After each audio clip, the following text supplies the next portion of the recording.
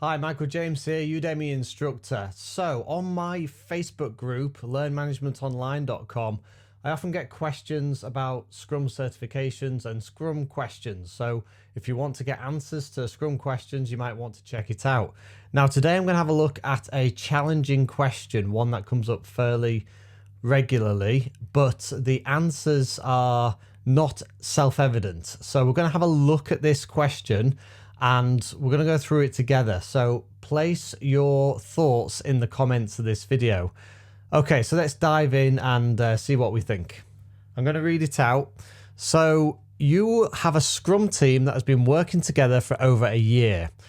The developers, we don't say development team anymore, that was in the old Scrum guide, but let's say the developers consist of 11 members who rarely collaborate and work within their functional boundaries. There are no sprint goals and most of the items in the sprint backlog are unrelated. The Scrum team has concluded that it is not possible to create a sprint goal based on the items in the product backlog. So there's a lot of problems here.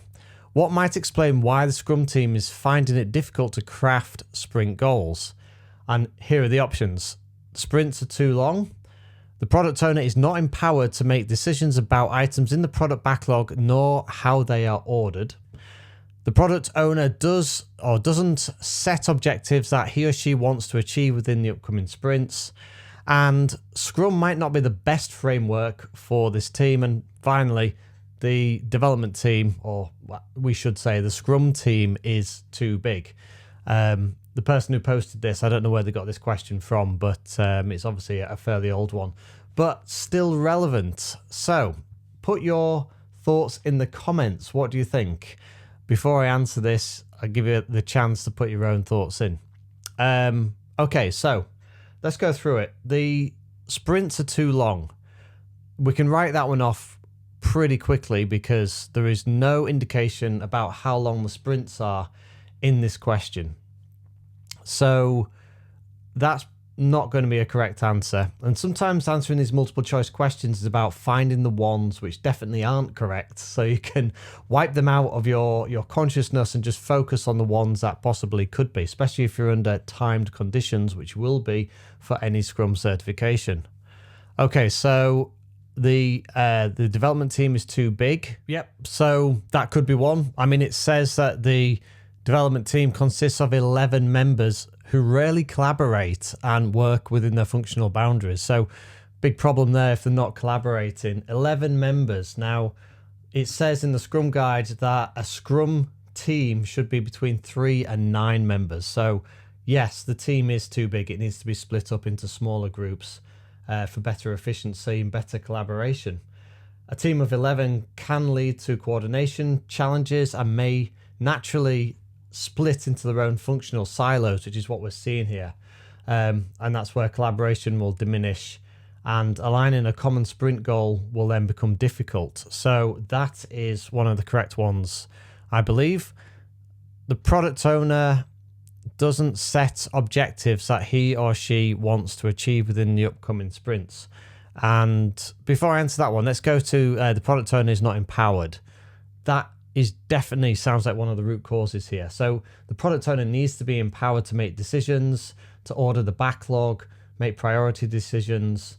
And if the product owner lacks that decision-making ability or authority over the backlog and its prioritization, then they can't align the team's work to specific sprint goals.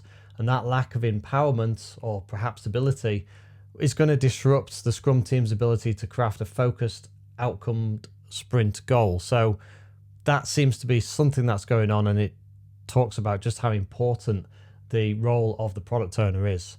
So we'll say yes for that one. Okay, the product owner doesn't set objectives that he or she wants to achieve with upcoming sprints. Now, if the product owner is having problems due to lack of decision making for whatever reason, then it's going to have an effect on this as well. Sprint goals are there to serve as a guide, to guide the development team or the developers towards a unified objective. In fact, the sprint goals are there to guide the Scrum team towards a unified objective. Let's get the terminology right. So if the product owner doesn't articulate the objectives For the sprint, the team will struggle to create meaningful goals that tie the work items together cohesively. Basically, the Scrum team in sprint planning will craft the sprint goal together. Now, there's a lot of power in that because they're bought in. If everybody has chosen collectively to decide on what the goal is, then they've got a stake in it. They've had their say and they feel part of it. And this is a really good teamwork and leadership exercise, basically, to get everybody on board with the goal.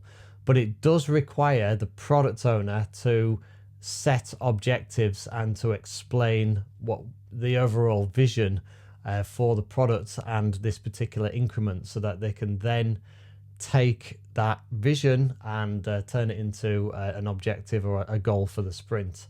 So that sounds like it's not happening. So I'd say that is one of the ones for this question as well. So that's the three. And then the development team is too big. Yeah, we've covered that. When it comes to the other two, then sprints are too long. It doesn't say anything about the length of sprints in here, but of course it needs to be maximum 1 month or less. So if it's longer than a month, then that would be an incorrect answer. And Scrum might not be the best framework. I've seen this question come up and I've seen other places say that that is one of the correct answers. It's hard to tell with the information that we've got.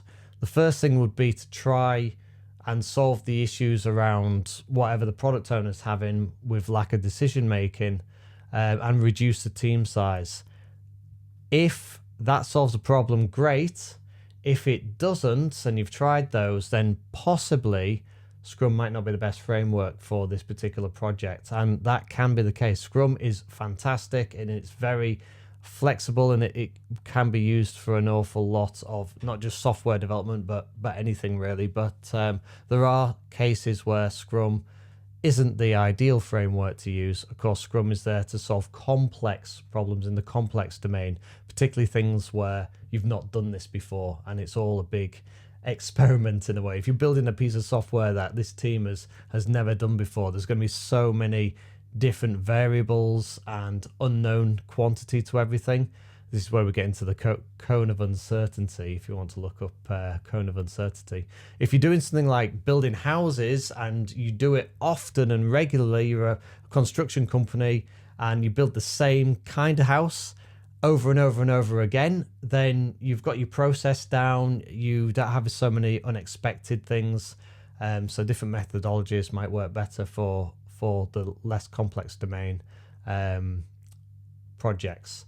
Okay, so that is this question. What I'm going to do with these videos is I'm going to throw a few videos like this out every now and again. If you like it, then I'll keep making them.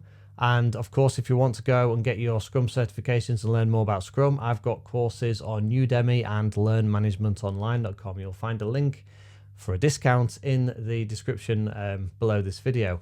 I'm Michael James. You can search for me on Udemy and check out my courses there. Thanks for watching, and I'll see you in the next video. Bye.